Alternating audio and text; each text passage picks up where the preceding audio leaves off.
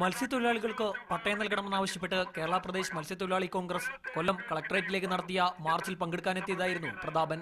മത്സ്യത്തൊഴിലാളികൾക്ക് പട്ടയം നൽകണമെന്ന് മുഖ്യമന്ത്രിക്കും ആഭ്യന്തരമന്ത്രിക്കും KPCCക്കും താൽപര്യമുണ്ടെങ്കിലും റവന്യൂ വകുപ്പിലെ തമ്പുരാക്കന്മാർ എതിര് നൽകുകയാണെന്ന് പ്രതാപൻ പറഞ്ഞു. നിയമം അതിന് തടസ്സമല്ല, പക്ഷെ എന്നാൽ ബോധപൂർവമായ ഒരു തടസ്സം നിൽക്കുകയാണ്. ചില തമ്പുരാക്കന്മാർ, റവന്യൂ വകുപ്പിലെ ചില തമ്പുരാക്കന്മാർ, അവർ പലരും പിന്നെ തേനും വയമ്പും ചാലിച്ച് സ്വർണ്ണക്കരണ്ടിയിൽ നാവിൻ തുമ്പിൽ വെച്ച് ജനിച്ച ആളുകളാവാം. അവർക്ക് ഈ പാവപ്പെട്ടവന്റെ കണ്ണീരും വിയർപ്പും വേദനയും തിരിച്ചറിയാൻ സാധ്യതയില്ല. കയ്യേറ്റക്കാർക്ക് പട്ടയം നൽകാൻ ഓടി നടക്കുന്ന റവന്യൂ വകുപ്പിലെ ചിലരാണ് ഇതിന് തടയിടുന്നത്. മന്ത്രിയോട് ഇക്കാര്യം പലതവണ പറഞ്ഞെങ്കിലും അദ്ദേഹത്തിന് ബോധ്യപ്പെടുന്നില്ല. ഞാൻ മന്ത്രിയോട് ബോധ്യപ്പെടുത്തി, നിയമ തടസ്സമില്ല എന്ന് പറഞ്ഞ് ബോധ്യപ്പെടുത്തി. പക്ഷേ റവന്യൂ വകുപ്പ് മന്ത്രിയെ ഉദ്യോഗസ്ഥന്മാർ തെറ്റിദ്ധരിപ്പിച്ചിരിക്കുന്നതായി സംശയിക്കുകയാണ്.